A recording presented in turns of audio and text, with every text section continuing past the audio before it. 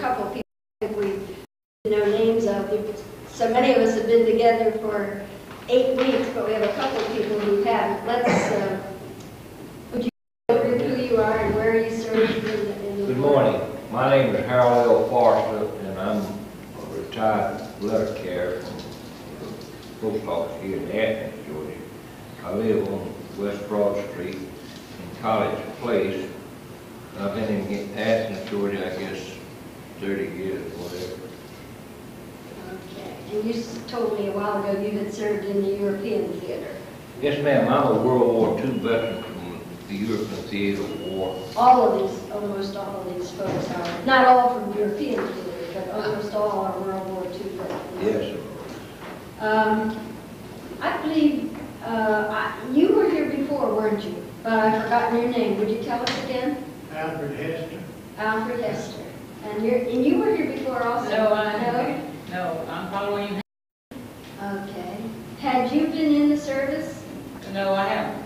Okay. What were you doing during the war? Did you work in any of the factories? Or No, we were in Charleston, South Carolina, my husband and I. Okay. Well, we're glad to have you here this morning. This is our last formal session, and I've been trying to think. Oh, if you haven't signed your name on the attendance sheet, please do. I've been trying to think what we ought to do today. There are still a few people whose experiences we want to hear about. Homer was at his military unit's reunion this last week, so we didn't hear his experiences, and I think we'd like to hear a little bit from Mr. Forrester, and we didn't hear from you very much, did we? Mr. Hester, you told us a little. Today's session, because it is the last one, I think too I'd like to do pull up some of the information that's in the last 2 chapters of our book. I don't know how you feel about it, but I feel that after talking and hearing so many individual experiences of the war, we still need to talk a little bit about its significance for us from that time forward. One of the phrases, one of the sentences that we hear quoted by historians and other leaders is that we can't know where we're going if we don't know where we've been. And we've been spending a good bit of time looking back at where we've been. And I think today I'd kind of like to do a little bit of straddling about what happened when that war ended. And we won't be talking about the subsequent engagements since then, the Korean War and the Vietnamese War, but still taking a look at some of the things that happened and some of our attempts to prevent another involvement. This was the second time in one generation that there was a world war.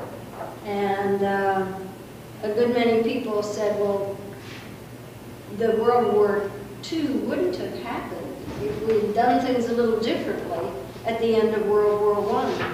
Among the people who said that very forcefully was Churchill.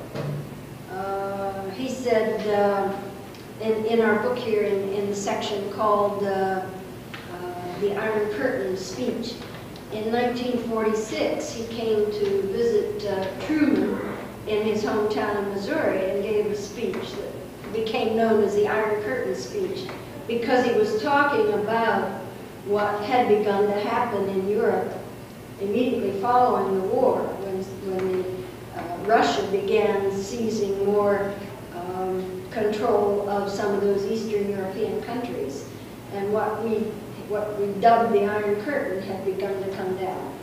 But he said at that time that World War II would have been the easiest war to prevent had we done things a little differently. So one of the things I'd like to talk a little bit today and ask some of your opinions is in relation to some of the attempts we made to prevent another one. Were they effective? And Where do we go from here? Sometimes World War II has been called the last good war. And yet, as we listen to some of your individual experiences, I don't know how anybody can call it a good war. Is there any such thing as a good war? Because God was on our side. Right. I think maybe some of the reasons it was called a good war was there were, for one thing, we knew we had been attacked and we felt we had to defend ourselves. For another thing,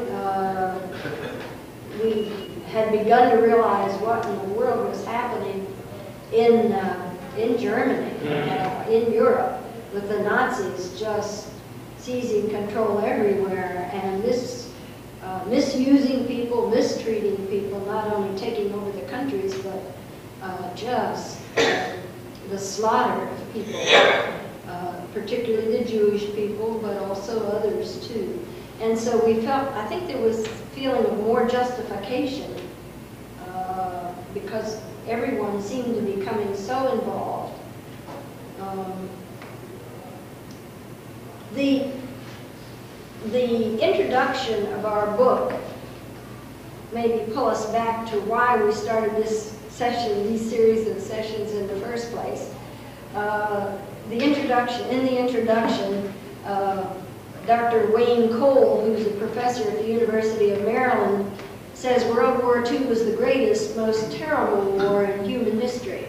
By the time it ended in 1945, all major countries and most of the smaller ones were involved in the fighting. It was a total war that left no part of the human experience untouched.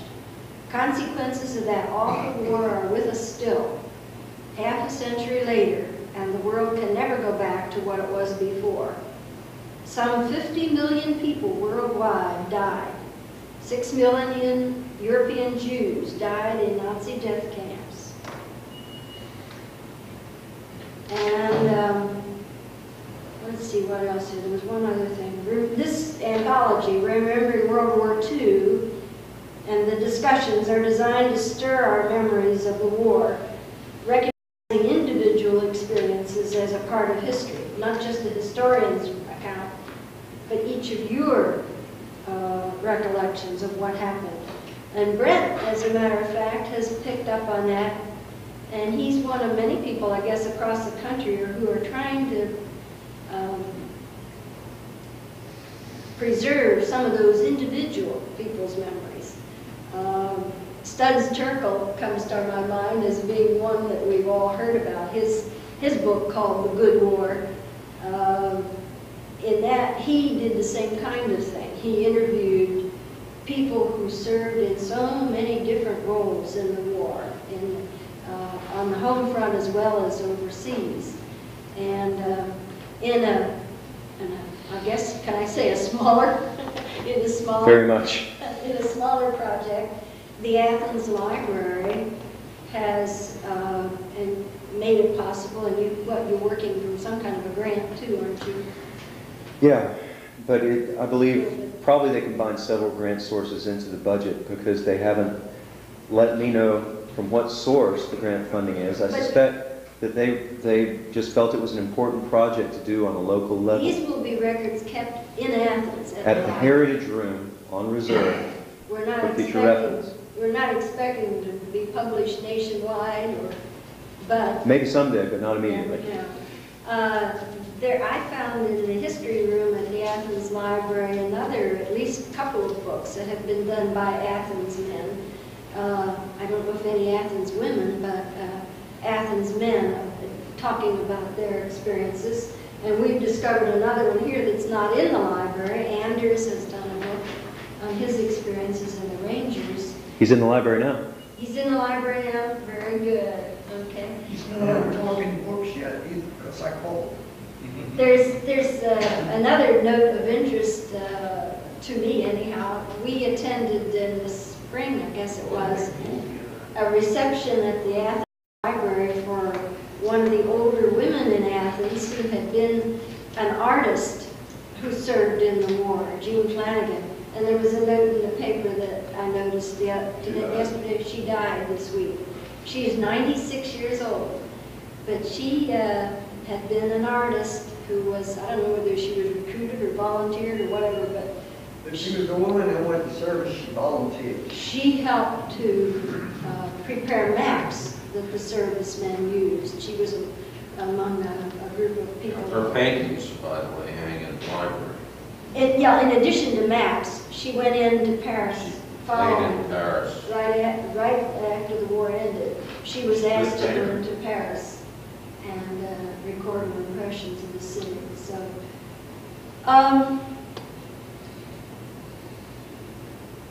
the introduction to our book says that the purpose of this anthology was not to restate the historical facts, but rather to stimulate thoughtful reflection on our part of what happened during the war and then as we came home from it.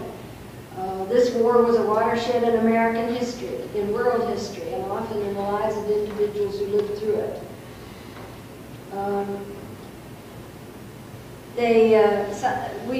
Several people have shared news clippings from this summer because this is the year celebrating the 50th anniversary of the end of the D-Day invasion, and then throughout this coming year we'll be celebrating 50th anniversaries of the winding up of the ending of the war. And so there have been a lot of thought-provoking news stories. One, I'd like to read just a paragraph or two from one I found in the Atlanta paper on Tuesday, September the 6th, written by Tom Tippett, who's a national columnist. He says, maybe a war with so many ghosts is not likely to stop spooking the world just because some nicely rounded dates go past, nor should it.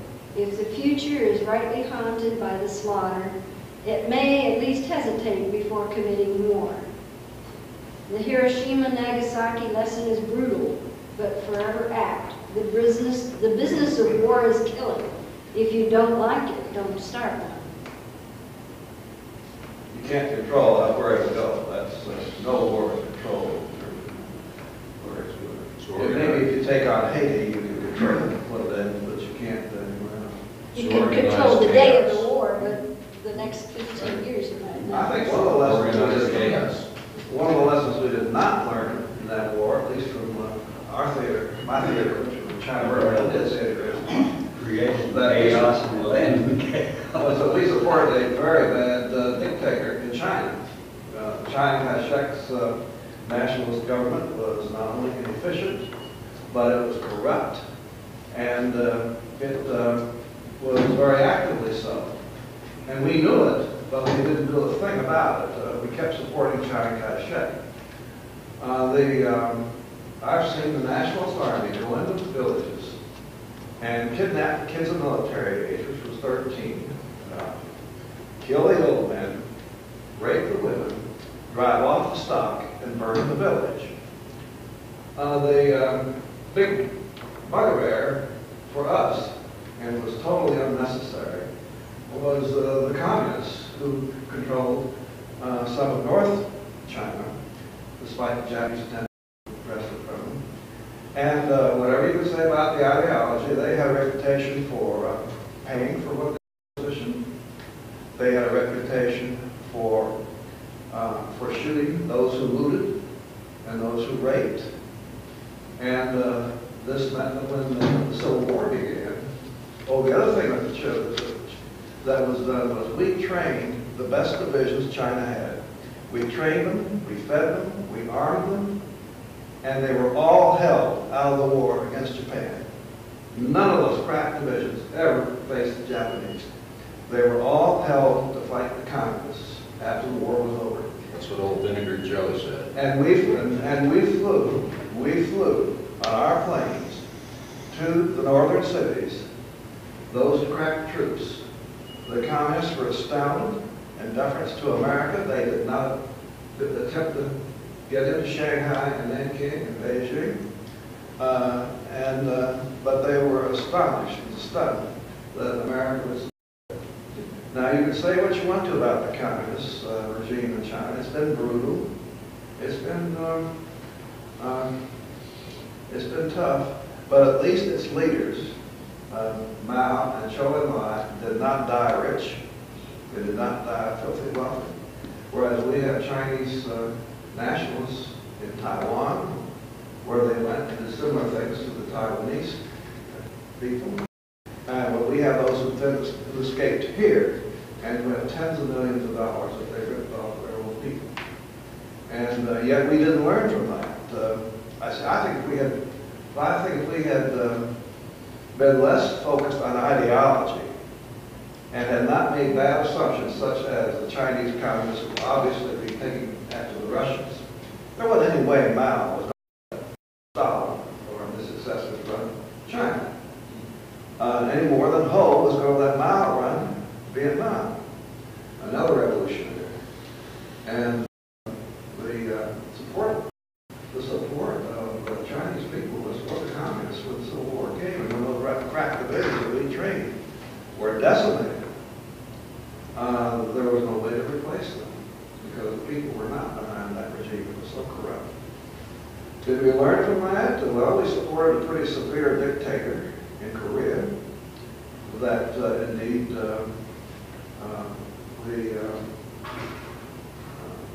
did not have wide support for Korean people. It brought the Chinese into that war, which I think would have been avoided if we had indeed made some kind of agreement with the Chinese communists. Certainly, we supported a very corrupt regime in Vietnam. And again, we were assuming that Ho would simply be would fall into Mao's camp, as we assumed earlier in the statement that Mao would fall into Stalin's camp. And there was no way that Ho was going to let that happen. Even those of us on the ground knew that the Vietnamese hated the Chinese. The prejudices there and all that are deep centuries old. And so I think we have made some serious mistakes along these lines. Even in the Persian Gulf War, what did we do? We established a group in power. We got them back in power in Kuwait that we have no reason to be proud of. Homer, could I like the comment, extend that to very recent times.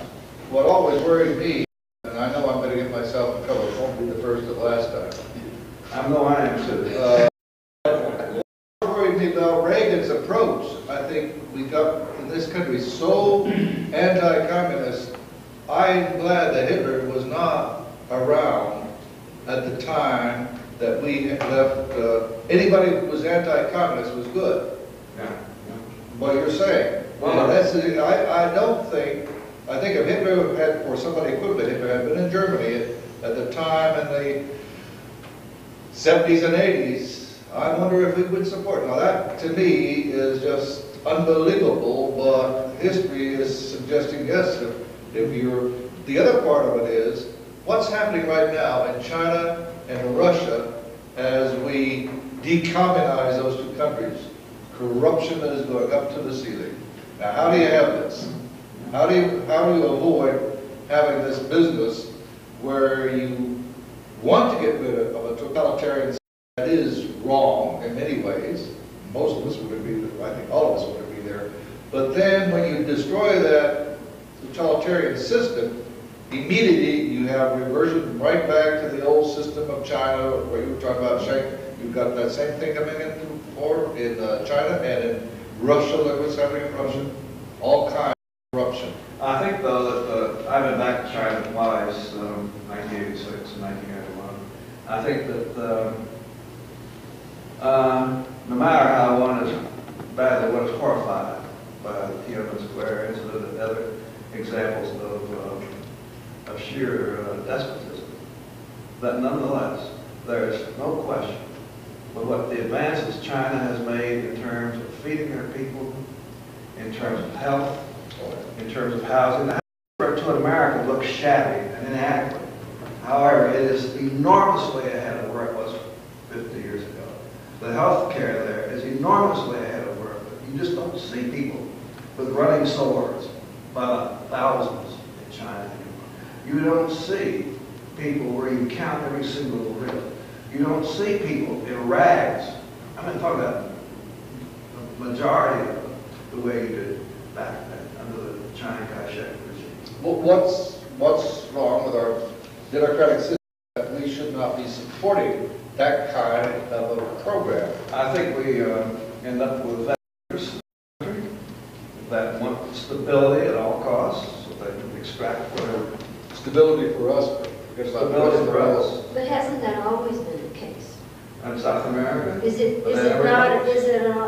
not an ongoing conflict throughout history? It is, and I think that indeed we have to watch a bit in this country. We're a country where we have people who are hungry, whereas we have people.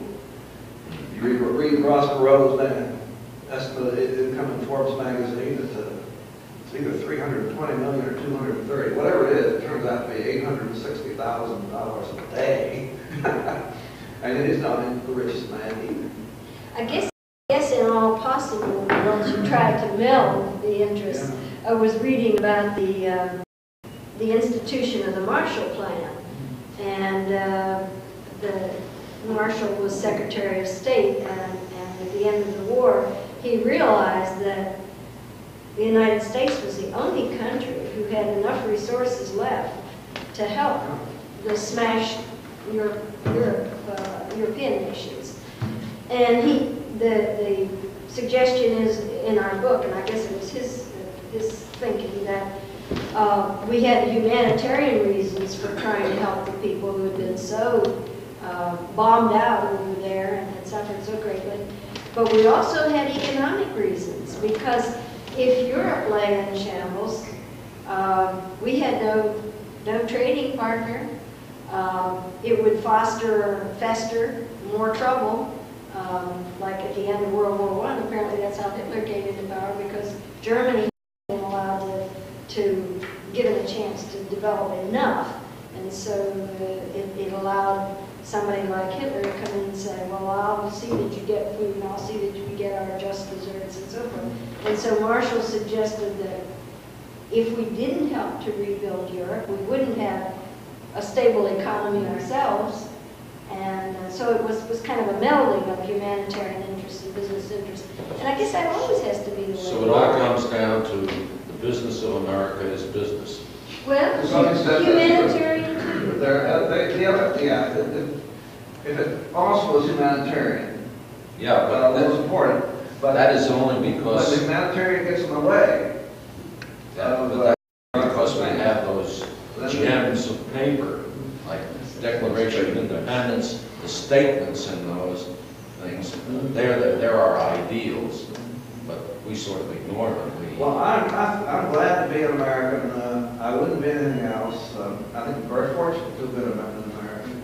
And I must say, I think we are improving. We've improved all my life in terms of fairness. Women have better opportunities, blacks have better opportunities, even gays have better opportunities than was the case when we were all young. But I think that we have a good way to go. But fortunately, we are in a country where I can say things not always agree with, and my head won't be cut off tomorrow. I recognize that. And I think, on the other hand, we have to realize that we aren't all there yet. We can't get things through the Congress because there are special interests in Washington with 10-story buildings full of lobbyists. We have all kinds of problems regarding to our democratic system. But nonetheless, those who are powerful don't always win, and we're very that way. And our State Department is sort of corrupt, questionable. That's right. For example, they will not let us get our MIA bones back from Burma. That's because they want the bones to go through the central government. And the people who helped us during World War II war with the people in the central government. Speaking of post-war, like the Marshall Plan, a lot of them in Germany in 46 and 47. Well, the first industries of the Marshall Plan rebuilt, and all was Standard Oil, Dutch Shell, and so on. I mean, you know, And certain German, because those Russians went into Germany after Hitler and spent billions of dollars building these plants and structure. and when you, We bought Ford equipment, General Motors equipment, so on and so forth. It's very interesting also, in post-war Germany, to see the things that were not bombed. What we did, The chemical were not bombed at this kind of stuff. No. Rupp, Siemens, all those concerns. Siemens has supported some of our sons. Yes, I know all about it. At any rate, imperfect though we were, I think we've been better for the world than worse. But I think we have to be very cautious about super patriotism as opposed to just plain ordinary. That's the way the Romans felt, though. And yet, I'd hate to throw out all patriotism. We almost have Oh, gone, I'm saying skeptical patriotism. we've almost gone through an era of that after the Vietnamese War, where people were almost afraid to say, you know, I love America, because it became very much in question. We recognized all the problems. You protest because you do love America, because you don't. And when people protest, one of the things we need to learn to do more of is listen to the protesters instead of trying to find some way to squelch them or get rid of them. I was, of course, like many of you, some of your listeners, in Georgia during the 60s and 70s. And those kids had some genuine concerns, I thought. They were maybe focusing more than they should have on our imperfections, but nonetheless they weren't entirely wrong. And yet we tended to treat them as hippies. We didn't like them when they wore beards. We didn't like them when they had long hair. And yet we might have a portrait of Jesus on the wall with long hair. Listen, Or- we argued that with our son. Or our Confederate grandfather, his picture with a beard. Wall Street. Washington had his wig makers along with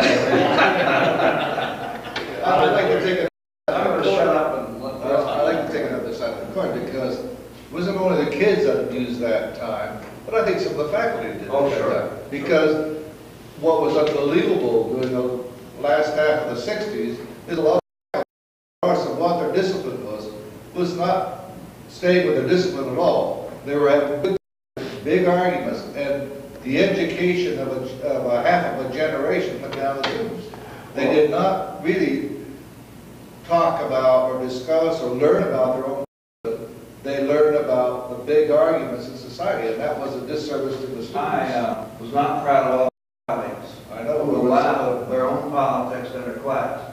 And I regard my class analytical with regard to these issues, and give them analytical tools to look at these issues. And social psychology and sociology, these can be very important kinds of areas. But I think to dismiss them, they would have been there in large numbers if there hadn't been issues that were real. I talked to Billy. I'm a civilian. I'm supposed to be listening and not talking. But we started to build a little earlier. Right now we're hearing on the news that we should not go to war unless our is a matter of national security. And they're saying this is the rule that we've always used, which I think has been nonsense. Now, isn't it about time, looking back at what happened in the Second World War, looking at what happened, you talked about what happened in China and a lot of other places. Isn't that whole idea that if our national security isn't immediately involved, that we don't go to war? That's exactly what Roosevelt was going on in the beginning of the Second World War. He had to guarantee the public that he was not going to take our country into war, and yet on hindsight, this was just ridiculous. You could not allow Germany to continue like they did. They went too far as it was. They got too strong. Don't you think that's, well, what I keep thinking about is the situation that we're getting into down in the, yeah, and that what if it's done anything right, I think part of it is looking at some of these other small countries and what kind of defense they have, and we better get involved, you know. We don't want them to get England still strong. has military in some of those countries. I mean, even though they no longer belong to England, they still have some. And I mean, it's almost funny when you look at the numbers, but you know, they are very important insofar as our accessibility and accessibility from some of the other, countries. I think that's what he's trying to do right. I don't know about anything else. I'm not a real political person, and I think politics has done a lot to ruin the world. But it takes people who are willing to complain and willing to focus on problems and willing to make them known. And that's one thing, I think that is one strength of our country. We don't get thrown in jail if we do that. We need to teach the children and some adults more how to think than we do for anything else. Yeah, for high schools have done that. When they got to college here, they have been more analytical about it, Right. and more selective, probably, Right. in what they're protesting. And better able to different points of view of any situation. And I don't think they get that. I don't know. I don't have in school now, so I'm not real sure what they're doing in the school. When you eliminate the right to protest in a democracy, then you're going the way of legal temper. Right. Our country, in spite of all the dumb things we've done, the mistakes we've made, our country has outlasted the communist world. We've outlasted Nazism. We've outlasted the Japanese. So we're not all bad. There are a lot of good things that have happened. Our Constitution is the oldest written Constitution that's still viable, but still the governing doctrine. And yet we find it in its Bill of Rights under constant attack in our country. And we need, I think, to insist on enough history being known in this country to know why the Bill of Rights, for example, was passed. Why do we have in that Bill of Rights separation of church and state? And there are very good reasons. And interesting, ironically, among the most insistent on that were the Baptists. The Baptists in Virginia from time to time, it wasn't everywhere in Virginia, it wasn't all the time in Virginia, but from time to time, were not consistent with the Church of England, the Anglican Church. And so their marriages were not considered legitimate, conducted by a minister. And children born of those marriages were considered illegitimate and therefore denied inheritance. And that was one of the reasons, perhaps the principal reason, that so many Baptists came to Georgia. And yet some of their descendants are the most insistent prayer schools where it doesn't belong, I think. Prayer and other kinds of occasions in the public. This is not a matter of being against prayer, it's a matter of the state not dictating what kind of prayer. I can never forget a school board meeting where this was argued in another state, where a black Muslim insisted on prayer. The school supported the Protestants who were insisting on that. And he said, I've got a bunch of prayers right here for you. Well, they were all Muslim. And that wasn't exactly what the school board had in mind. No. Yeah. Yeah. What prayer could be mine? How many wrote Muslim prayers, Hebrew prayers, Hindu prayer. Hindu, you name it. They're out there, and there are millions of people who subscribe to them, and more of them are in this country. The And other they have their thing, rights too. the other thing, and we hear it so often about the melting pot that our country is, and I think we've become a little bit cynical too about how that's working. But this is not a Spanish look, I don't think, but Jim and I were in Atlanta this week babysitting some grandchildren. But anyhow, we did a little bit of sightseeing, and we went down to the CNN building one day and caught a quick lunch in the big courtyard there, big center area. And while we sat there, the people of different nationalities that we saw, all eating together, walking together, laughing together, talking together. Now, that doesn't say they couldn't argue and fight each other ever, and we do. But still, it's possible, and we're one of the few countries, I think, that has that great a mix of people. We're still, I think, well, we probably always will be, a world in progress, or a country in progress. Maddox was governor of Georgia. He got very ill during that term. And a joke went around at that time, and he was really seriously ill. I hadn't recovered. Went this way. Lester, a friend talking to Lester, you were very sick, weren't you? Just how sick were you? He said, well, actually so sick that I saw the pearly gates. And I saw God. And he was shaking when he said this. He said, and she's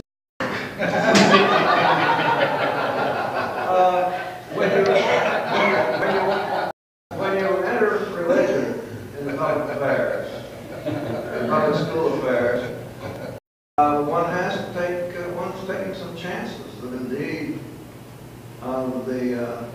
the prayers that will be imposed will be very different from the prayers that a particular person might have thought were appropriate. And that the kind of God there might be a matter of diversity rather than a matter of the expected, the kind of thing we see in pictures when there are pictures of being someone more like Michelangelo's God. yeah. No, rather she.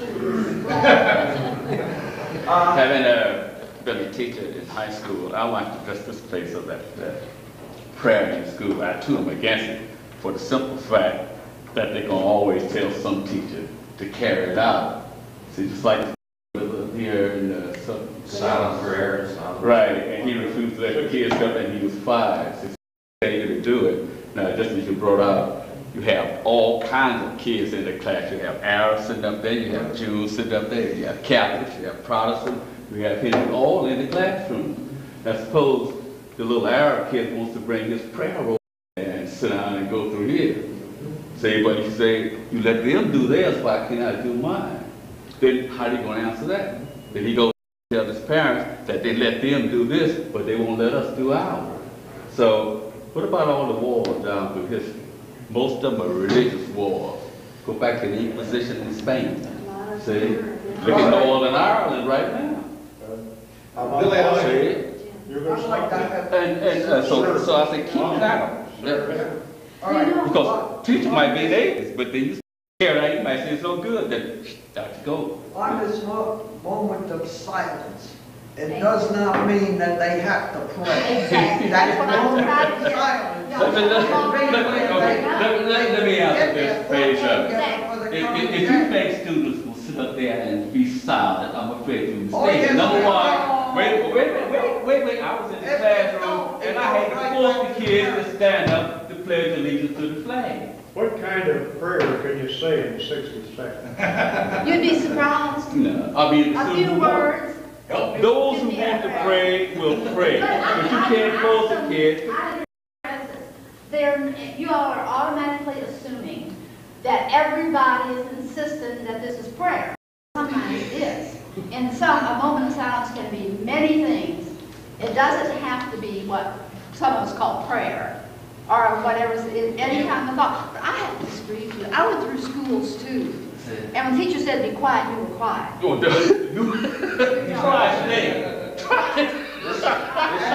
try today. May I ask a question, since we're on this topic of ideals, and we're talking about a lot of things which I think is really exciting to hear you all of your generation speak about. May I ask about the sentiment, my country, right or wrong, but my country, which was an issue actually during the Vietnam era of protests, which we said we weren't going to talk about, but we're talking about it because we're talking about ideals. Can I just throw that out and hear what you all have to say about that? I don't subscribe to that at all. I think the American citizen has to be actively analytical about what's going on and to say no when it should be. And I also think that even the draft law, why were there more draftees than volunteers? The fact is that there were more skeptics about that war than we now realize. We forget that the isolationists won a lot of elections in 1940. We forget that not everybody was in favor of that war. There was a lot of change when the bombing of Pearl Harbor took place. But, and also there was a lot of ignorance. You asked a question of the troops, where I was at least, about Germany. Their knowledge of Germany was stopped at Hitler. And they didn't know much about Hitler. And in my outfit, unfortunately, there were those who thought, well, maybe Hitler was doing good thing with regard to the Jews. And they were anti-Semitic with regard to the guys in my own outfit. The question of support of authority over my country is a tough one. I don't know how many of you, but I wager a good many of you had that same argument with your kids. We certainly did, because they didn't believe in the Vietnamese War. They said, we will not go. And we said, but you need to support your country. You need to be, loyal to your country. Well, and then their argument was, but we think this is wrong. We believe that as adults, and yet think back. Maybe I'm trying to pull too many things in, but think back to these Nuremberg trials and Tokyo trials. We said, we listened to the awful things that we heard had happened, and we said, but you had a loyalty to something beyond your government. You had a responsibility to humanity. So it's a hard, question. Let me say it this way. Sorry, go ahead. Blacks were not treated equally during the war. Segregated. Right. But they went on my country, right or wrong, my country, and they fought as well as they possibly could. They died and everything else. Right. And even when they came back home, they still didn't get in the crowd. Sometimes the whites wasn't treated that way either.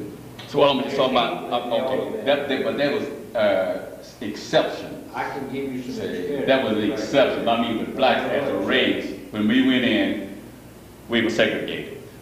Oh yeah, I agree with that. All right. Now, but at the same time, we still fought in a segregated unit. They were also segregated in some instances.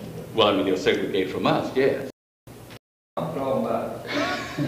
Well, I'm talking about it from the standpoint of the political angle of it. See, segregated from What type of segregation?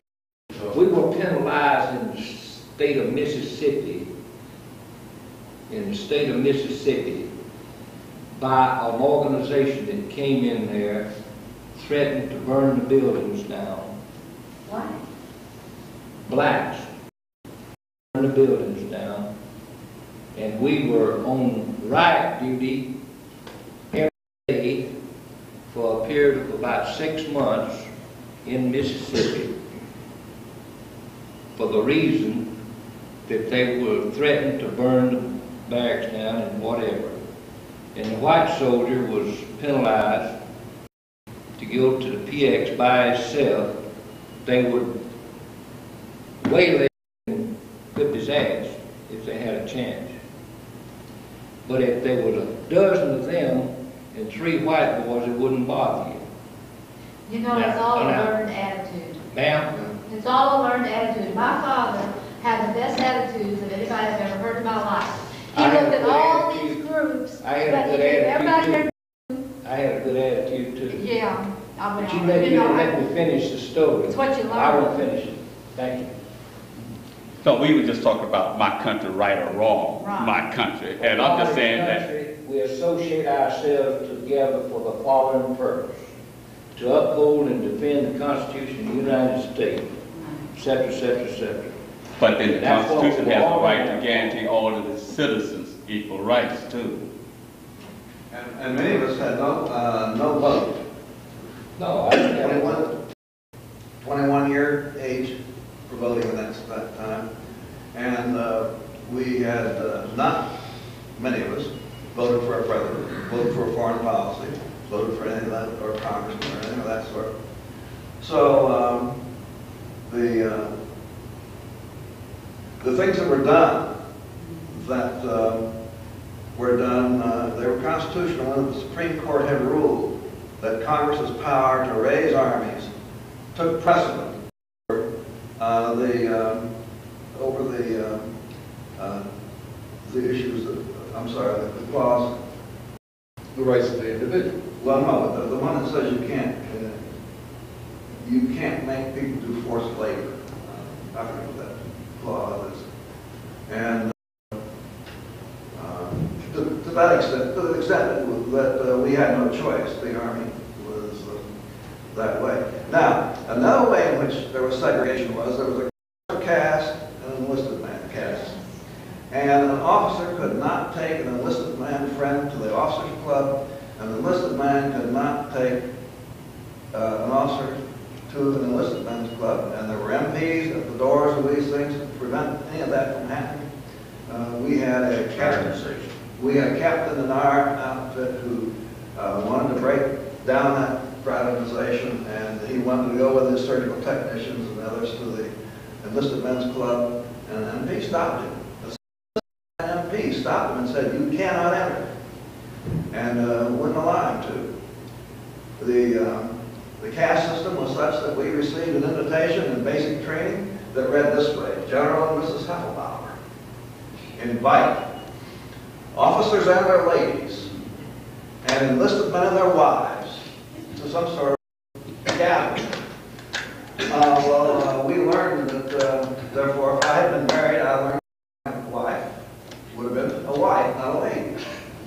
Whereas if I had accepted a commission, why, my wife became a little lady. By act of Congress. Instead of being an officer, made you a gentleman by act of Congress. So there was this caste system, and there were times, the closer you got to combat, the less it didn't always hold there. I mean, you sometimes talk to each other. Well, and sometimes officers actually pitched their own pit. And actually ate the same food. Well, you went overseas by ship, right? Right. Right, you had one advantage. Do you remember that experience? You were enlisted man? That we got fed twice a day, we stood in long lines, and we ate stand up. And the first... And the thing that you put your tray on was here, and you had a Mae West jacket on, so when you leaned over, the sweat bit down your nose. And I never found any way to eat my food without sweat dripping in. That was the first time I ever saw gray cabbage. Great. I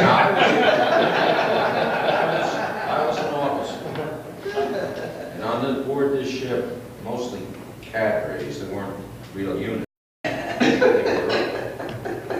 In the morning, 5 men would line up in this terrible stench that would come out of the galley. This is what the enlisted men ate.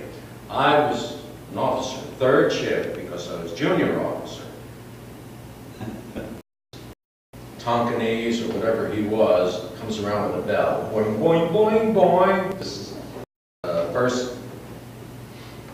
first group, colonels, generals, whatever there were aboard, higher rank. They were the first to sit down to eat. When they were through, another group sat down to eat. Sat down, and There were linens, 3 meals a day. And here are these poor suckers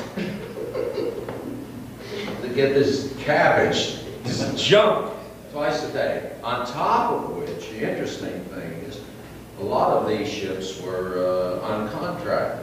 So it was the skippers of the ship that would supply them.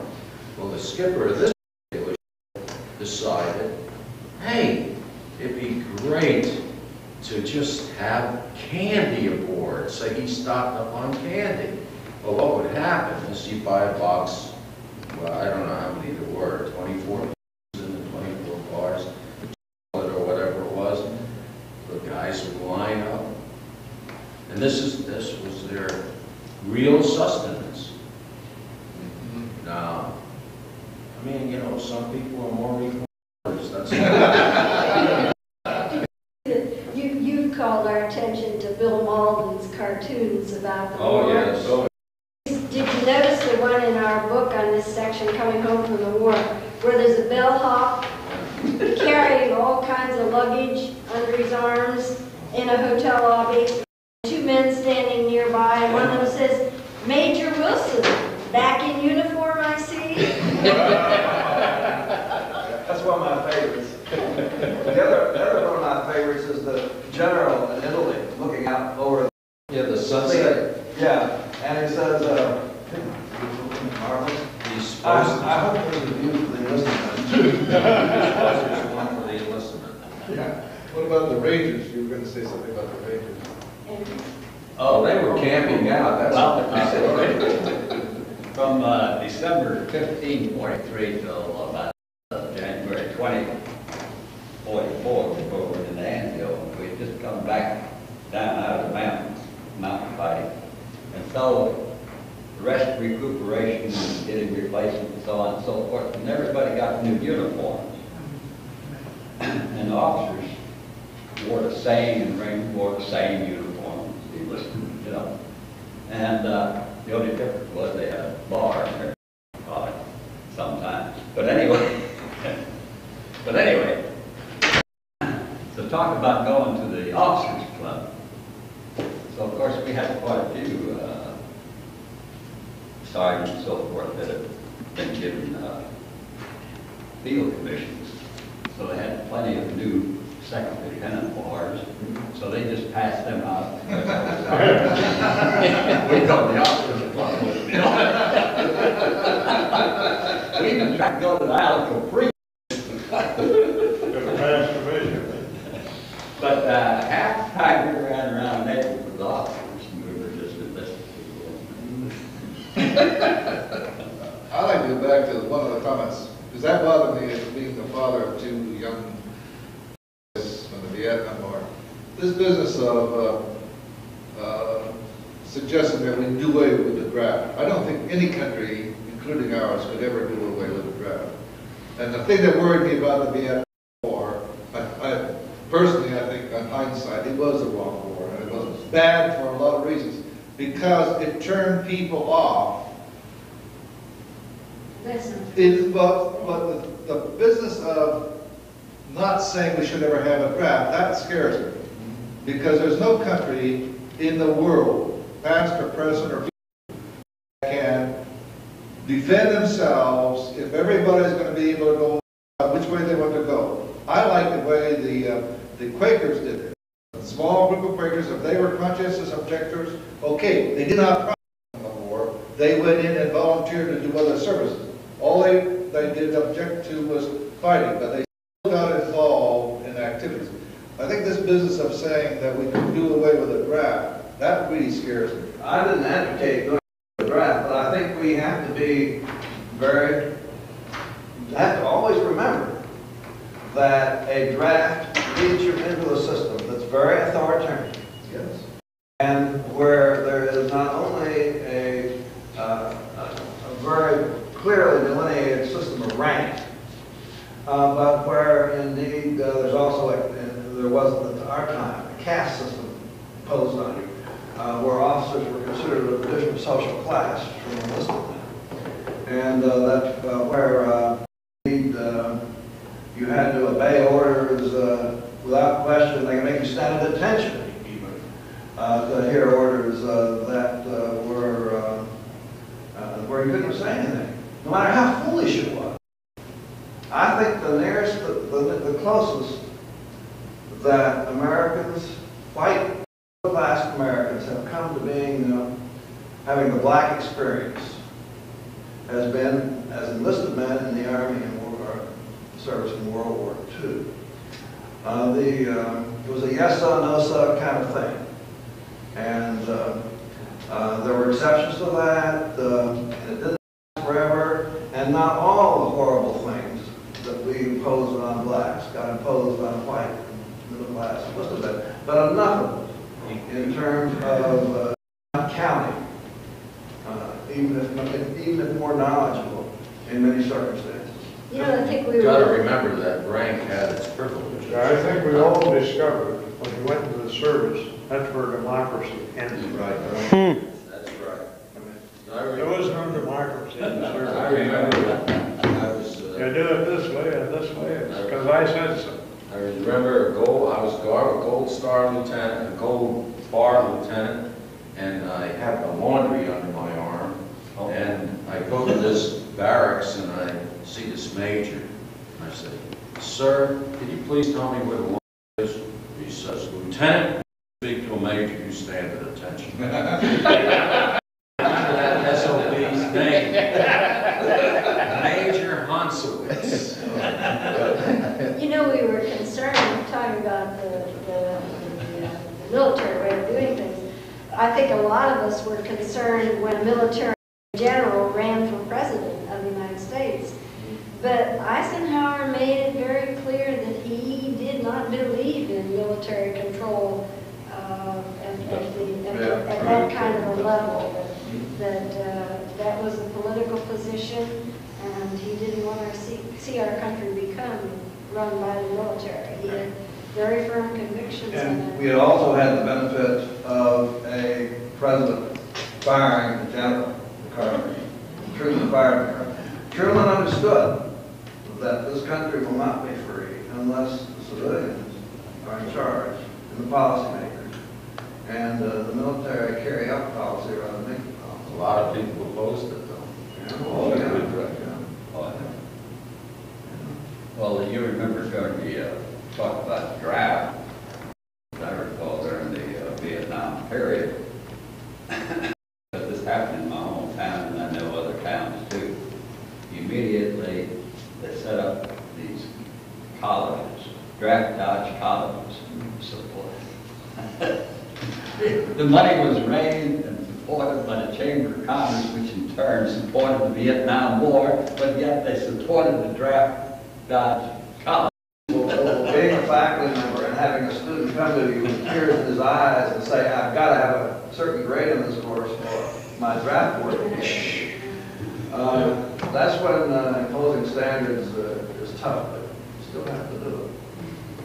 Let's, we've gotten a little bit past 11. We usually break for about 5 or 10 minutes now. During the break, try to think of what you'd like to have us do for that last 45 minutes, 45 minutes. If there's some other ideas you'd like to bring out onto the table for discussion. But visit with one another, have some coffee, and come back together in about 10 minutes. I think we ought to get together and stomp that officer. He's my friend, you can't do that. We have decided that word is hell. The union, Frances, for those of you who don't know, was in the WACs, was a WAC, and she just returned 2 weeks ago from a reunion of the WACs in Boston, and she has a couple of pictures, including one of the memorial service honoring the WACs that were killed in the service, and a couple of some of those WACs are in their 80s now. Where was Francis? Where were you stationed? Where was I stationed? Where were you? What theater? Stateside. Oh, okay. Reason I asked Do you you- consider Arkansas stateside? There's a gal over Atlanta that is married to the 8th Air Force guy. We were in 3 different That headed a WAC contingent out of the 8th Air Force at 8th Air Force headquarters. He's the captain. Well, we'll take on. Kitty Hewley. Is her name Dorothy White? Pardon? Is her name Dorothy White? No, her name was Catherine Young, and then she married this Air Force pilot, after he finishes tour of she became Kitty Hughes, and they're still over there. Members of the eighth. Well, I met a woman up there, Dorothy, she's in Atlanta. She was a dietitian. She is now retired from one of the hospitals. And she told me that there is a WWII museum in Anderson, Alabama. And she's going to call me when she gets a chance. We're going to make arrangements, and she's going to come pick me up and we're going over. And that's the only one I met from Georgia. I met everybody else, even Washington. This gal was originally from Massachusetts. I think she actually is from Georgia. And Mel had been an Army nurse, and she's brought some snapshots to pass around to show you some of them. And you have to guess which one is Mel in the picture. I really try to get one to show you something about our outfit and the way we lived. And I was interested in what y'all were saying when you were talking about the segregation of different between officers and NCOs and things like that, because I don't know about other medical groups, but I think medical people tended to be more first humanitarian and secondly military. I mean, at least military people, I think, in the service. But our associations, most of these are from, well, they're periodical. We were in 3 different areas. And unfortunately, I don't have a lot of pictures that would give you a good picture of how we lived. And of course, right at first, we all pretty much lived together, particularly when you're talking about how they were fed and what they had and what others didn't have. We all had the same thing. Well, several months after we got there. I mean, the officers stood in line with us, with everybody, just the same as everybody did in the pouring down rain and everything else, until we later became more established. And our latest incident, I think in Brent, that I had mentioned was, right, so many things happened, you know, and one morning we were standing in the chow line, and all of us, you know, everybody all lined up out in the rain. And directly I looked up, and I was with a group of girls, you know, nurses, and we were standing there, and we were laughing because at first we had no water. We had, you know, just almost nothing we could get. We couldn't get baths, and we were standing in line, you know, well, it wasn't a mess hall. All we had was a tent to go to. But one girl pulled up her sleeve, and she said, "See my high water mark, you know, about where the turtles are." And we were all just screaming, laughing, and all showing it off, you know, on this little gym. I was standing right in front of us, and these were some really young boys, you know. I didn't get in until 44, and we were, for some of us, were pretty young, but they were like 2 and 3 and 4 years younger than we were. And this little boy turned around and he said, he looked at us very seriously, and he said, "I don't know how you all can stand there and laugh about it. When I woke up this morning, my shorts were frozen to the tent." And he was right, it was very cold. It was in France. Yeah, it was in France. And we just laughed. And the other thing that happened, you know, in the same situation, and unfortunately, I do have some pictures of our GI area when we first got there, and they lived in pup tents, actually. Where were you stationed? I can't remember. I looked at a map yesterday to see if I could pick out the town that we were closest to when we first went in and landed in this big field. Nothing's in the field, and we had nothing. We had to put it all up. We couldn't even get any clothes or anything for 2 weeks. And finally, after a couple of days, they brought in a couple of blister bags with water, and we were allowed 1 canteen of water and about a quarter of a helmet of water for baths and clothes and everything else. And the only clothes we had, we carried it, I don't know if y'all even knew, let alone would remember. We had what we called a musette bag, and it was very like the backpacks. Did you know about them? And all we had was what we were carrying in that bag for several weeks. They just couldn't, they just weren't getting things to us. You said you had landed at. We landed at, on Omaha Beach. After the. Or you were in on the Normandy invasion? No. Yeah, no. Nurses and even the medics didn't go in the first day. You know, I mean, medics went in, but not doctors. Yeah. And not during the D-Day invasion, but. No, not during the But were D-Day. you stationed in England prior to that? No, we went, see, I didn't finish training until 44. And we went right in as quickly as we could get in. Of course, the Army had to get our state board results, you know, before they could even take us. So I didn't really get in until May. Then also we were sent up to several of us, you know, went up to White Silver Springs, different places. And then I don't know how the Army thinks. I don't know if anybody knows. Well, you figured it out. Will you share a few of the pictures with us? Let's She get has written on the back what they are. Yeah, I've written on the back pretty much where we were and what they are. Mr. Forrester, where were you? If you're especially interested in In it. your, A lot of them tell you that. I was in World War II, of course, as I said in Europe. I landed with the 99th Infantry Division as a squad leader in the infantry company in the same squad and the same platoon for a period of 2 years prior to getting hit on the Siegfried Line in Belgium. I landed at Le Havre, France, and ironically, it's the same place that my father landed in World War I, Le Havre, France. There ain't too many people can go around and say that. Was he still living when you were in the service? Yes, ma'am, he was.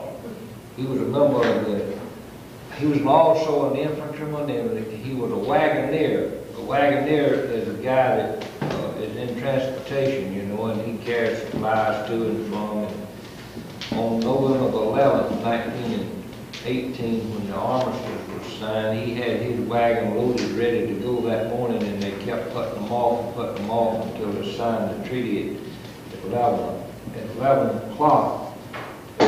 He took off with his load to the front. And it was kind of strange when they told us that we were landing at Le Havre, France. I said, bull crap. I said, now that's where my father landed. carried on the tradition. Sir? You carried on that tradition. Oh, yes. And he was in the 7th Division. I don't know whether anybody's been in the 7th Infantry Division or not, but that was a cadre that carried our division, the 99th Infantry Division.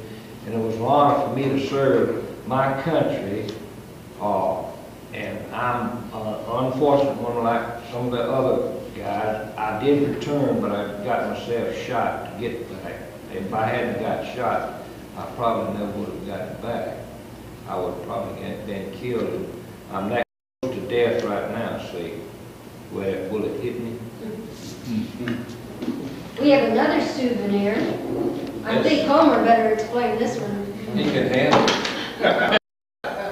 There were two officers, Japanese officers, that surrendered their swords to me over my protest. I said, look, I'm just a listening man. But Watch his nose. I think it's his nose purpose. But let me say this, that I could have run my platoon a whole lot better during the war if I'd got this before the war. And if you ever need a watermelon cut, all you've got to do is put this on the watermelon. You don't have to cut or anything. It just goes right on through. It's heavy.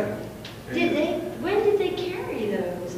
They certainly didn't Carried carry them them in the everywhere, back. did they? Well, they frequently, yeah, they had them somewhere close by, and it must have been a terrible time to carry this darn thing. How much does it weigh? But, How much does it weigh? How How much? many pounds? Wait. oh, let me let you.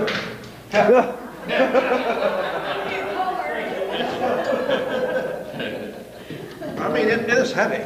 Is that what they call a samurai? That's it. Yeah. Isn't that heavy? Heavier than that. Now, be careful with that thing. Be careful with that It's thing. probably pretty sharp. Well, actually, I've taken very good care of it. I said to them, you'll have to mail it to me, and they did. And I wish I had the box, because I'd like to return it to the descendants of these guys. The box had a return address printed on it. And the address to me was in English letters, but the box, but the return address was Japanese. And I would like to be able to Xerox that return address, write the Japanese embassy and say, can you locate either of these guys? Arasaki rifles. You said the Japanese had surrendered to you? Two of them did, when the war was over. 7.9. And I think they did because I had been kinder to them than some of the others. Did they actually use those, I never saw that. the Japanese? Now, as a medic, I was privileged to stand back a little way, and so, but I've never heard of anybody being threatened with one of these. Now look out for Mr. Armbo there. That'd be easy to catch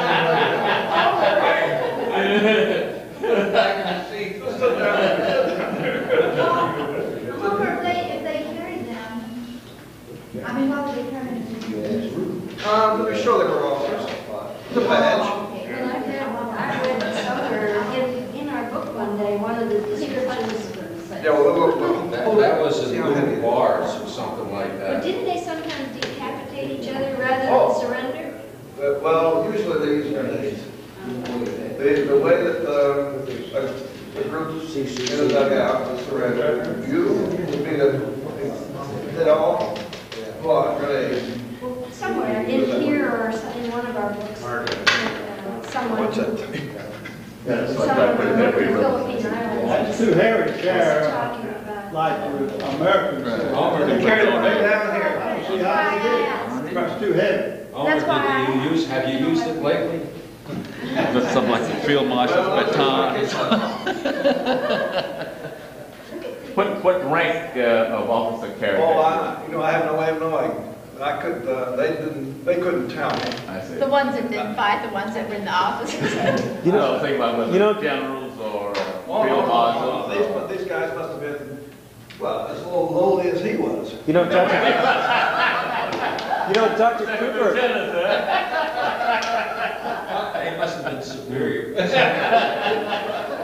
Joe, did we get a chance to hear from you? Have we heard any of your experience? Oh, by the way, he told me that he married an Army nurse. Were you a GI? Yeah. I was called in at Fort Knox, and the fight was between the chief of cavalry and chief of infantry, who was going to be the head of the armed forces, the armored branch. And so as soon as we got there and got assigned, a month, all the officers at the cavalry officers had to go to Fort Riley to the cavalry school. And unfortunately, there was a good swimming pool at the officers club, and some nice girls came down there, and I got involved with one of them. And we traveled back and forth between the two. In fact, my wife left there on vacation in the summer and went to Colorado, and she was going to the Grand Canyons with another nurse who had left Fort Riley. But she ended up at Kentucky at Fort Knox. So when she got back, one of the corpsmen in the nurse corps put out a bulletin that Miss Bud had moved the Grand Canyons from Colorado, Wyoming, to Fort Knox, Kentucky. But when we decided to get married and did in December 1941, no, 1940. And the requirements were that nurses, if they got married, had to get out of the service. And of course, as soon as the war started, they reversed that and wouldn't let them out even if they got pregnant.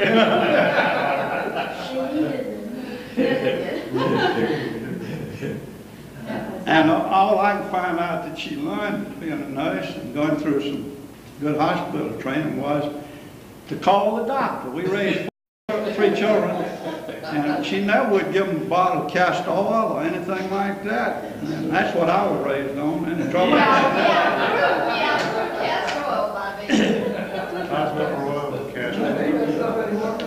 But you know, we work so closely with these boys all the with Corbin on it. And I loved every one of them. I worked with them all the time, and one of them, the VD clinic, was on my block, that I was on, and they were out making pictures, and I was walking up the path, and they kept yelling, "Lieutenant, come on, get in the picture, come on," and I wouldn't do it at first, and they said, "Oh, come on, get in the picture with us." So I did, and I said, "Y'all enjoy that." And on the right front it says VD, and then here are all these GIs with these Working there, okay. I wasn't working in it. I mean, well, they. Yeah, well, yeah, they were the ones that were on these particular pictures were the boys that worked in my block, Okay. because we had a corpsman in every tent. The tents were like 35 beds, GI beds. And we had, the way it was set up, we had one corpsman in charge of each one of those tents. And the nurses, well, we kind of did everything, but we had to do a certain amount of paperwork we always had to do. And we had, right in the middle of the blocks, the way the tents were set up, we had a small tent, which was the office. And I had one of those boys that we found out we both knew how to tap dance, and we used to, when we had time, especially on night duty, we would work up tap routines and things like that. Everybody, it was just such a different relationship. Of course, it was mostly in the line of duty when we had them. And that was, like I said, the time, the ones that went to town and got all the hair stuff were patients, but All the hair stuff. Well, I said that one day, maybe you weren't here that day. When I said I had very limp, very fine hair, and it was so wet over there. I mean, it had been raining for 3 weeks when we got there, and it kept on raining. And so every night I would labor over that hair. And by the time I walked from the nurses' quarters up to the hospital tents, it was just flimsy and straight. So 3 of the GIs went to the nearest town one day, which was Leeson. It was the first place we were. And they came back and had a whole arms full of hair care products. And they had gone to this little town in France and got all this stuff, and they were bringing it back to me. And I wouldn't use it. I said, "You all try it out first, and then if it doesn't hurt you, I'll use it." So they went out and tried it out, and I never got into the end of it. And I don't know if they liked it so much they kept it, or if they emptied it all out. I don't know. Let me add something to that. I just left Fort Jackson the other day, and I went by where these recruits were coming in, and they were getting them started, some of them, one thing, another. One thing was getting paid. And now they give you a very limited amount of cash as a recruit to start on. The rest of it, they give you in, you have to open an account and put it in the bank, or they'll send it home for you. You can't have but X number of dollars cash because there's apparently so much pilferage and stealing going on amongst the troops. But the women, they pay at the same time, but they get $30 more in cash because of the done hand procurement. Now, how about that for discrimination? How about that? That's right. Well, when y'all were talking about the difference in the ranks and things, and I thought our GIs had really nice, the nice pictures of the areas were the last where we were at the very end. The war had already ended when we moved back to Sherburne. And our engineer, we had an engineering detachment, and we had several different detachments, assigned to, Red Cross was another one. The hospital units, they were all part of hospital units. And so this is where the engineers really went all out to make things as nice as they could. And we had asked them in the first couple of places we were, all we had were paths to walk down. We didn't have any of that nice stuff, We just had paths, between the tents. And we had asked if they could put up something for just for the nurses down in the nurses area, a place where we could kind of get together, and relax a little bit. And that picture that says hen house, that was the building that the engineers put up. And I'll tell you, it was a godsend to us. And nobody got in there but the nurses either. And every night at 5 o'clock, in each tent, there were 4 of us in each tent, you know, they were small tents. And every night at 5 o'clock, right after dinner, somebody in the tent had to hike up to the latrine so they could get all the gossip and all the news. Every night. One of the things that was that's mentioned in the last 2 sections of our book, there's an excerpt from an article that had appeared in a Ladies' Home Journal, written by a returning serviceman. I've forgotten who he was, but anyhow, he was advising the women at home not to be too upset when the men came back to them, even though it was a wife or a girlfriend that they had carried the picture around for a couple of years. He said that the men had developed so much comradeship with one another that no matter how fond they were of the wife or the girlfriend, there were for a while this closeness that they had experienced with one another in the service. They would miss it, and there would be a loneliness for that experience. Do you agree with it? Yes. Yes. Yeah. Because when my roommate Melanie, she was in service too, she has since passed away. We'd come to a gathering, party, whatever. The boys found out when we were in the army. We would not encourage them, but they would all get together and get us in a corner and talk to us. Their girlfriends hated us because what they said to us, they couldn't tell them. And they wanted to talk about it. So we let them talk. But the girls they hated us. We didn't want the guys. We had our own. Come on. It's the way you feel.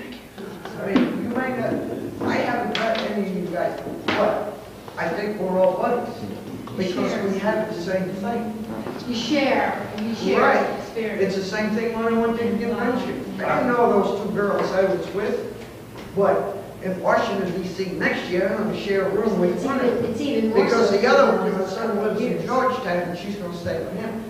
I never saw them before, but that didn't make any difference. We were friends. You know. Everybody I talked to up there, I didn't know. We look But at that's this it. differently too. Differently. You know, I was talking with my daughter yesterday. Of course, we live in such diverse worlds.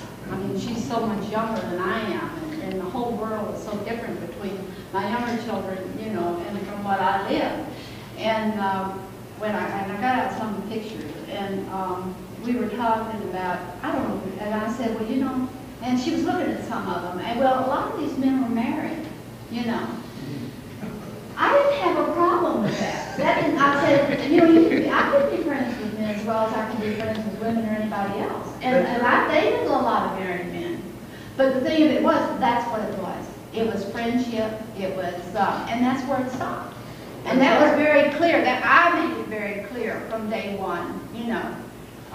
Because there were a lot, I felt sorry for the married guys. I don't know if any of y'all were married or not, but I really felt sorry for them. Insofar as that they were already married and committed, and that they had certain standards maybe they tried to live up to. Some of them did. I can tell you something about that. One night, 3 of my corpsmen I was on night duty at that time, and they came up to the office, and they sat in the office, and I mean early in the evening, and it got on toward midnight, and I said, well, you guys better get down to camp, you know, go to bed. You have to be on duty in the morning. And by that time, it was almost midnight. And they kept sitting there and looking at one another, and finally one of them said to me, well, Lieutenant, could we find the bed up here? If we go down to camp, the women are going to be in our beds waiting for us. And these were married. I mean, you have to admire that. I mean, I really admire things like that. Of course, I was different lights then. When we got our first, You know, so anyway, I, you know, gave them beds. when we got our first passes in basic training, and we're near Abilene, Texas, I wondered what the married men were going to do. I found out right away that us enlisted men could hardly find Abilene, Texas for the cloud of dust raised by the married men. And I thought, my gosh, you know, I've heard of infidelity and all that. But remember, they were in another role system. It was another community completely. And the norms there were very different from the norms they'd been raised with. And I wondered how things would work out after the war. Well, I've seen it. I've arranged little mini reunions where when I've traveled and that sort of thing. And my belief about it was that the marriages that were solid when they went into the service, no matter what they did in the service, remained solid. It was the marriages that were on the verge that cracked up due to the stresses of the war. When they got back in the old role system, they behaved the way people were supposed to behave in that role. Whereas when they were in the soldier role, they would behave the way they were supposed to do there. And one was... But the comradeship, even between the men, would be something that was missed, wouldn't it? I think there's a different an additional analysis to that argument, parts of which I think are very good. And that is that the man overseas thinks about the roles as they were when he left.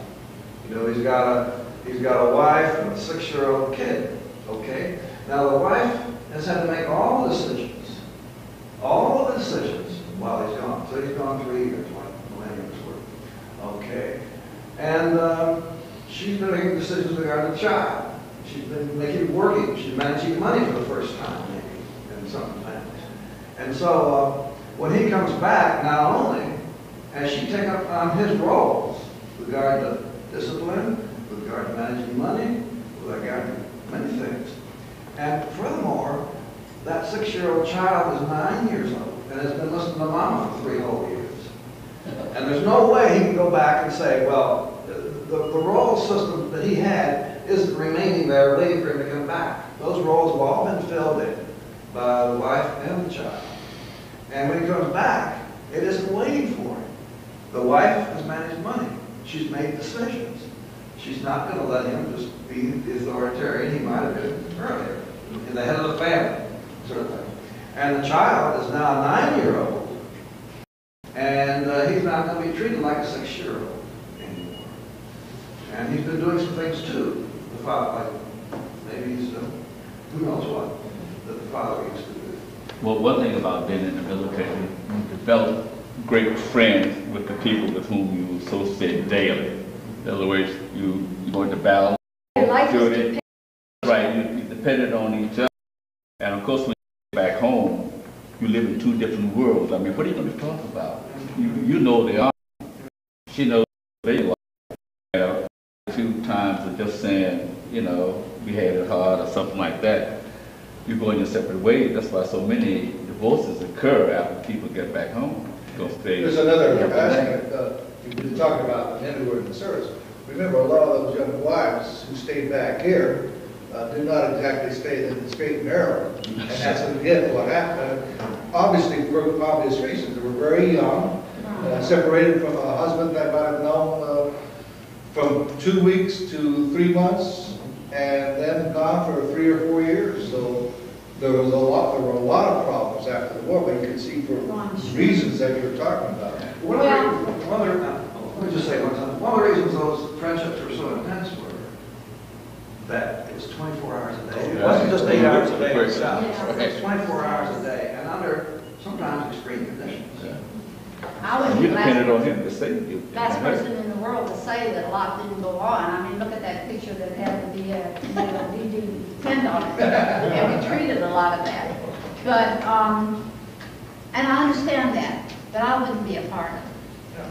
And that was very clear. And actually, there wasn't much of promiscuity that went on in our outfit. There was some, there wasn't much. And interestingly enough, you know, I was talking about this boy and I, you know, that would work up these dance routines, but it was all in innocent fun, you know, actually. And we had our first reunion and he introduced me to his wife and she looked at me.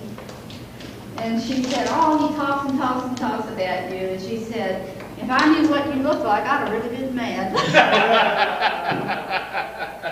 about some of the rest of you? Did you find adjustment hard when you came back? I was single. You had it easy. Well, the GI Bill helped a lot of us. Yes. I was surprised at how little money you got. Of course, we were not veterans, and so I thought, well, it would be nice to have all those expenses paid. They said you only got $75 a month. $50. $50 to start off. 20%. We got that money. The guys who have been regular, you guys are overpaid. You should have been $21 a month. 15.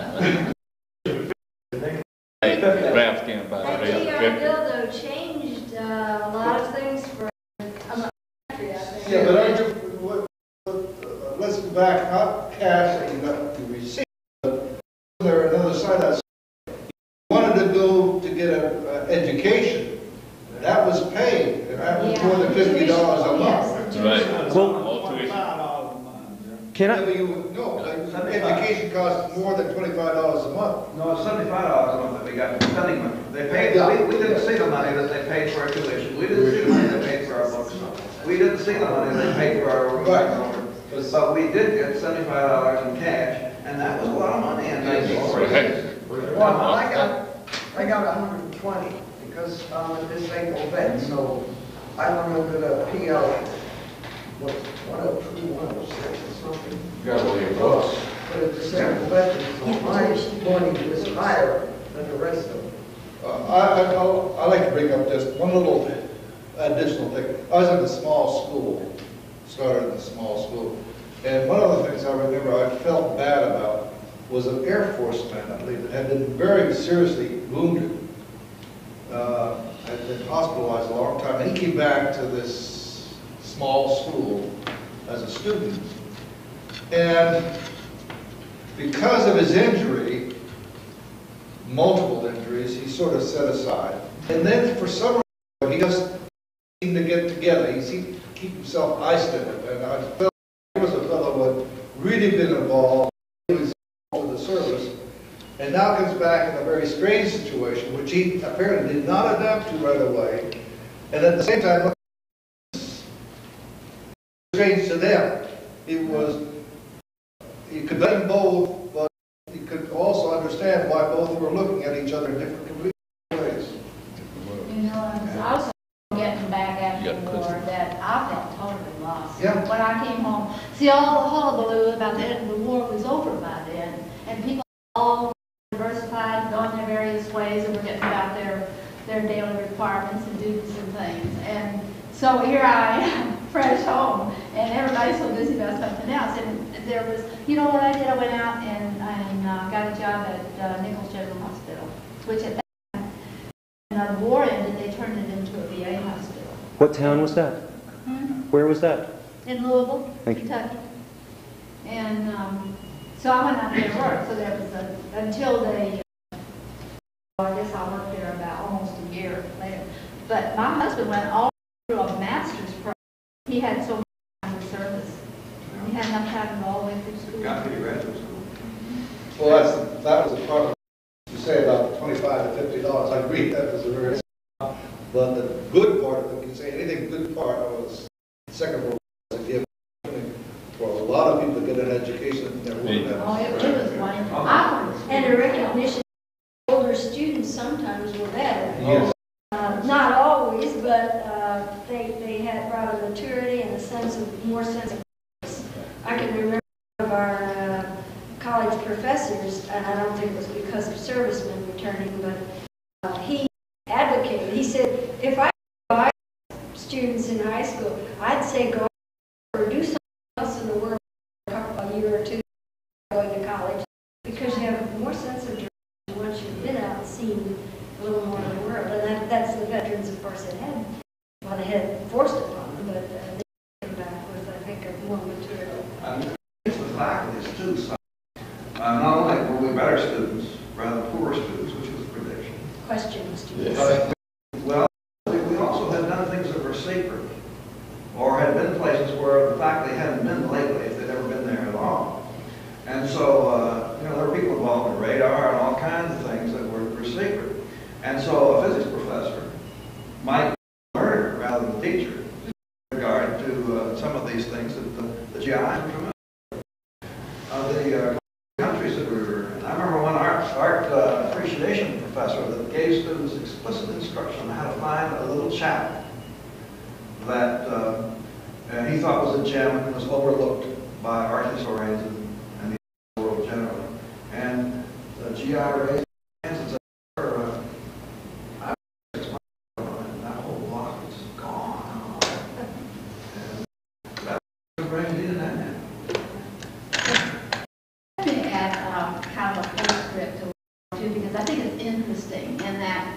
the first year that I retired, years back, I went to the hospital to work for a year down in St. Lucia in the West Indies. And the hospital that I went to was on the south end of the island, and the name of it was St. Jude's Hospital. This hospital was not, it was, you know, just unreal that they had this nice hospital there. And they had a communication center and everything out on the island, on High Hill. And what had happened that during World War II, that hospital and communication center and everything was built by the American GIs. And from the time it was built until 1960, I mean, it was never used. It was never used. It was built but never used. And they said when they got into the 1960s, the St. Lucian government, there happened to be two sisters on the island that were missionaries. And the government asked us, eventually we gave it to them. You know, Americans deeded it over, whatever they had. But they asked the sisters if they would open a hospital down there. It had sat there for all those years. They would open a hospital down there, and so they agreed to do that. And what had happened, the reason it was never used, a beautiful area, beautiful. They were supposed to have a hospital in the West Indies, on the islands, that where it would be kind of a stopover, you know, from some areas before they came back to the States. And what happened, through some fluke in communication, they built it on the wrong island. They never used it. See, that's the only thing I ever heard.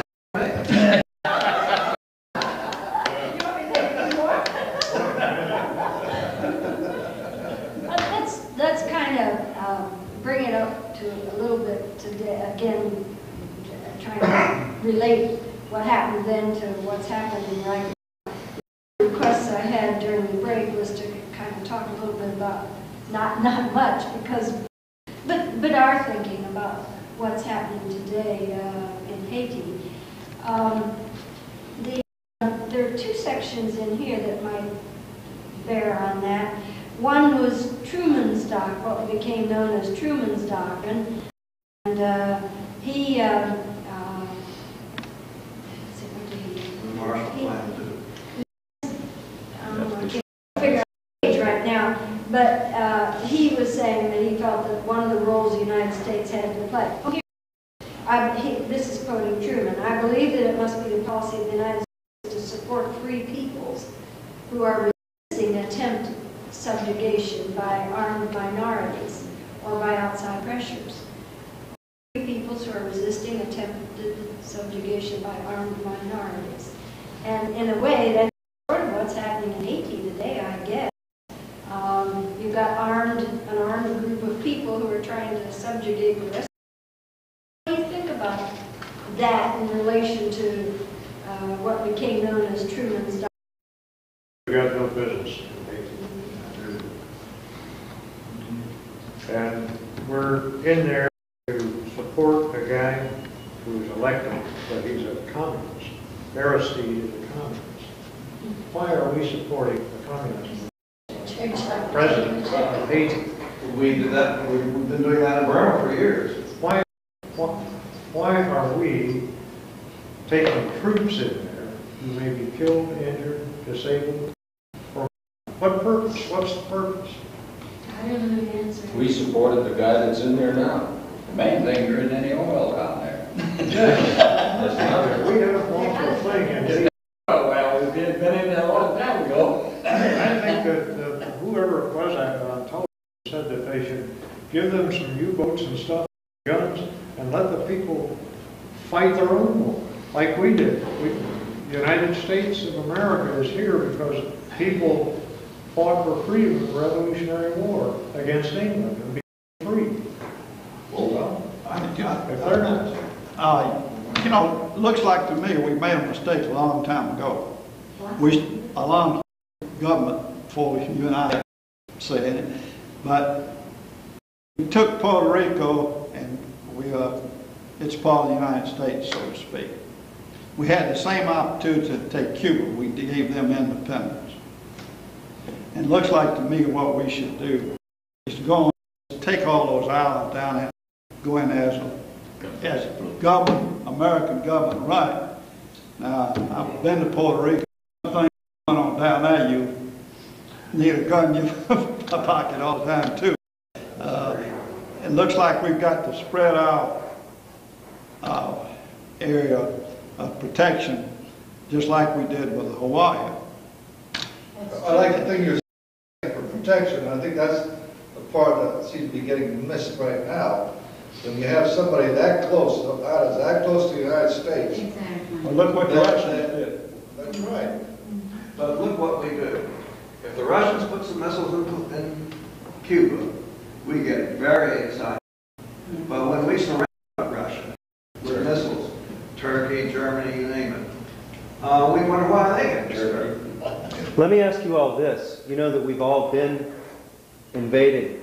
We invaded Haiti. I believe the year was 1915 when Woodrow Wilson was president. Did any of you learn about that? Did any of you hear of that from your families? No. Nicaragua, we went All we knew there were Marines there until Roosevelt. They stayed about a year.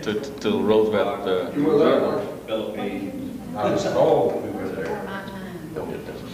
Seems like it's easier for the Cubans to try to immigrate to the United States rather than to overthrow the guy Fidel Castro. Hey, why don't they revolt? Yeah, but what? I like to play the devil's They help advocate. themselves. Back to Germany, when Hitler was coming out, what chance did the Jews or anybody else, or the Poles, or the who have you, against Hitler? He could have wiped them out with a half of an order. You know, there's always, I think one of the big questions about World War II is this, or about Hitler is this. Here's Germany, a country, and take Italy and Japan, you make the same sort of analysis.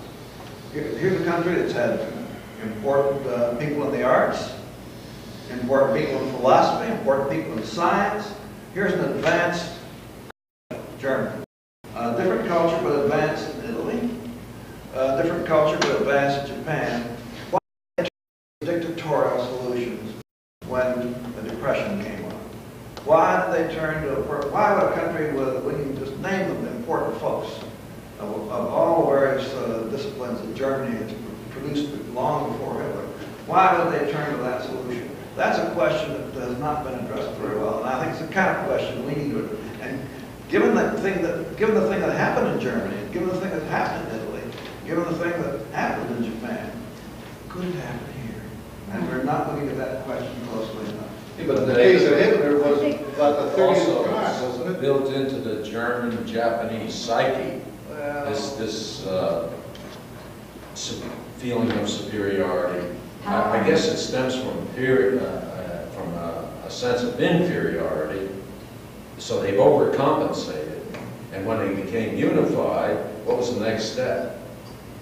Well, But but we got lots of people of German descent, we got lots of people of Italian descent. But I come from a culture wasn't known for its peaceful living, even in this country. That's the Scotch-Irish. But they left because of what the situation was in those countries. I mean, May I say this about the Haitian thing?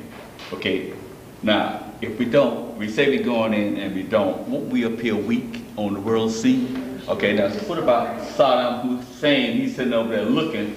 They say now, if America's not going to fight, maybe I can go back and take Kuwait again. Will we fight then? Well, isn't it ironic that he's still in office in Georgia? He's still, that's right, they're gone, see?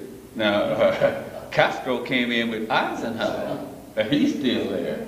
So, where will we say, you know, if you're strong but appear weak, you invite an attack? I'd like to go back to Germany because I think the one thing that Herb was suggesting, the lesson, it seems to me that we should have gotten out of before the Second World War. Germany was an advanced culture, and all of Europe, long before we started our culture. But when you have people against the wall, let's take the United States and put us in the same position that Germany was in. That we have no economy, we have all this technological, cultural, historical background, make us a great people. And I guarantee you, anytime any conqueror attempts to put us in a position where we are completely devastated, we're going to resort to something that will make us a leader again. I just left the library, and coming out, they got some bulletins and all about the World War situation. And I don't know why I stopped and saw this, read it, and I may not quote it exact, but the admiral of the Japanese fleet was, in one word, said, "We wanted to conquer, and we will conquer." And then his second paragraph, "We woke up a sleeping giant." Right, right. And maybe that's what it takes to make the American people get together. So stay awake, huh? No, I think that is. Sleeping, and then when you do wake them up, they all get together. But, Well, we keep marveling over what a mess Congress seems to make of decisions. But on the other hand, we've always said, we don't have anything better. There's never been anything better.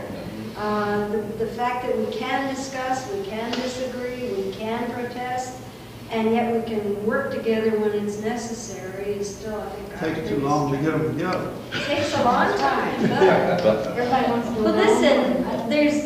this has been a really wonderful experience for me, and I think as I listen to each of you, I think I can hear you saying almost the same thing. I've appreciated the chance to get to know each of you, and I've certainly learned, and I've heard various ones of you say the same thing. I've learned so much. You knew you were part of the war, you knew you were part of the experience, but to hear others tell about different parts, we've heard from the nurse, we've heard from several surgeons, we've heard from a WWII, we've heard some people who worked in the industries during the war. We've heard from, I'm going to miss a few of you, I know, but the infantry, the cavalry, the Air Force, the Marines, the Rangers, Prisoners of war. POWs. And so we've heard a little bit of each of these experiences, and it has been interesting to me, and I just gather from your conversations it has been.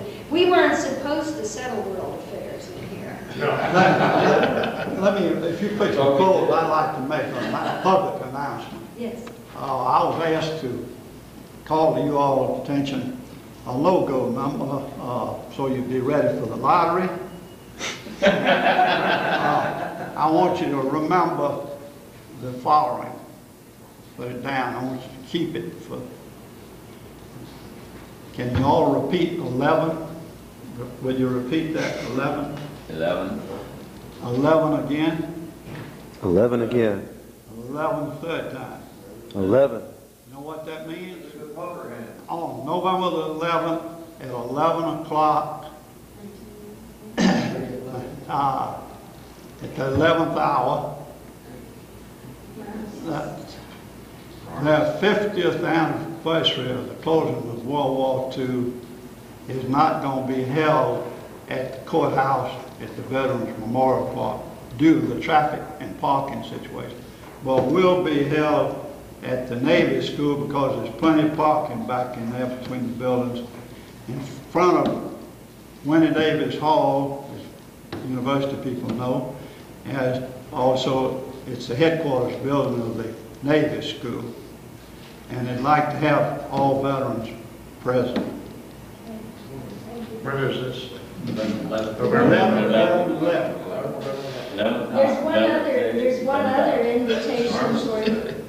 There's one other invitation for you. You should have gotten in the mail, but in case you didn't, next Tuesday at 10:30 here in the Council on Aging, over in the room named, over in the Harris Room.